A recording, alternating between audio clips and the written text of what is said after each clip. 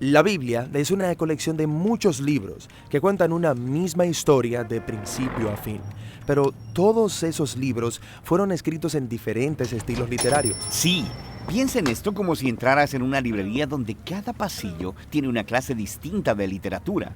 Tenemos historia o poesía o narrativa, y cuando eliges un pasillo y tomas un libro, vas a tener expectativas muy diferentes. Buscarás cosas diferentes. Cierto, todos los libros son literatura, pero comunican de maneras muy diferentes. Sí, y es lo mismo con respecto a la Biblia. Si no prestas atención al estilo en el que están escritos, te perderás el esplendor de cada libro. Entonces, ¿cuáles son los principales tipos de literatura en la Biblia? Bueno, primero que nada tenemos la narración.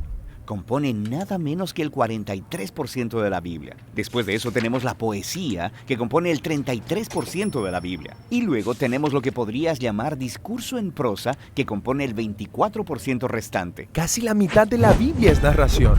Sí, y esto no es un accidente. Las historias son la forma más universal de comunicación humana. De hecho, nuestros cerebros están diseñados para recibir información a través de historias. Y las historias son realmente entretenidas. ¿Por qué? Bueno, las historias nos entrenan para encontrarle sentido a los eventos que aparentemente suceden en la vida al azar, tomando esos eventos y poniéndolos en una secuencia. Y luego, cuando están juntos, puedes empezar a ver el significado y el propósito de todo. ¿Y qué es lo que une todo esto? Bueno, las buenas historias siempre tienen un personaje que quiere algo, y luego, a través de estos personajes, el autor puede explorar las grandes preguntas de la vida, como quiénes somos y qué es lo que verdaderamente importa en la vida. Y una buena historia siempre involucra alguna clase de conflicto. Algún reto que superar, justo como en nuestras propias vidas. Y eso nos obliga a pensar en nuestros propios retos, en por qué hay tanto dolor o decepción en el mundo y qué podemos hacer al respecto. Y las historias usualmente terminan con alguna clase de resolución que nos da esperanza para nuestras propias historias.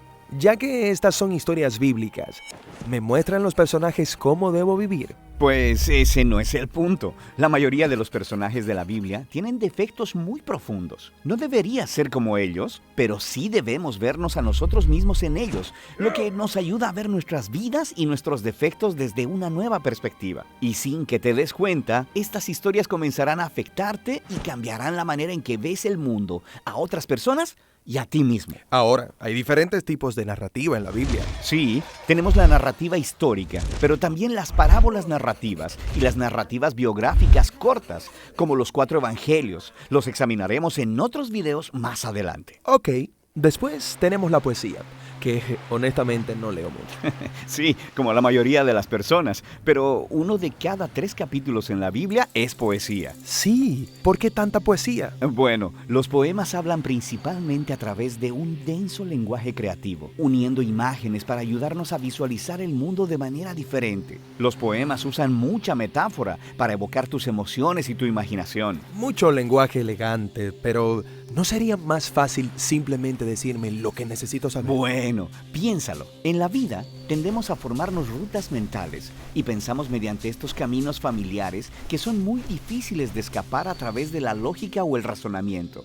Y lo que hace la poesía es obligarnos a salir del camino que nos es familiar hacia un nuevo territorio. Es astuto. Y hay diferentes tipos de poesía en la Biblia. Hay muchas clases de canciones o salmos. Después tenemos la poesía reflexiva de los libros de sabiduría. Y luego tenemos la resistencia apasionada de los profetas. Ok, el último gran tipo literario es el discurso en prosa, que compone 1/4 de la Biblia. Sí, estos son discursos, cartas o ensayos. Y el enfoque aquí es construir una secuencia de ideas o pensamientos en un argumento lineal que requiere una respuesta lógica, como «Hey, ¿has pensado acerca de esto? También deberías considerar cómo se conecta con esto otro. Y si haces esto, entonces verás que esto es el resultado y a la luz de esa conclusión, por tanto, probablemente debes dejar de hacer eso para que esto otro sea el resultado». Así que me estás persuadiendo con razonamiento. Sí, el discurso te obliga a pensar lógica y consistentemente y luego a hacer algo al respecto. El discurso bíblico se encuentra en los conjuntos de leyes, en la literatura de sabiduría y en las cartas escritas por los apóstoles. Está bien.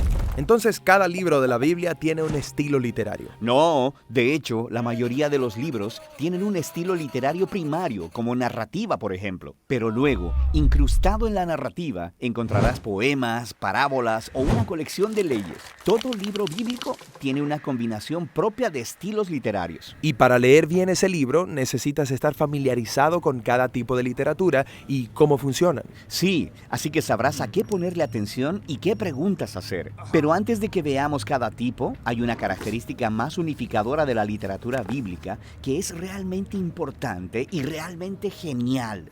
Y eso es lo que exploraremos próximamente.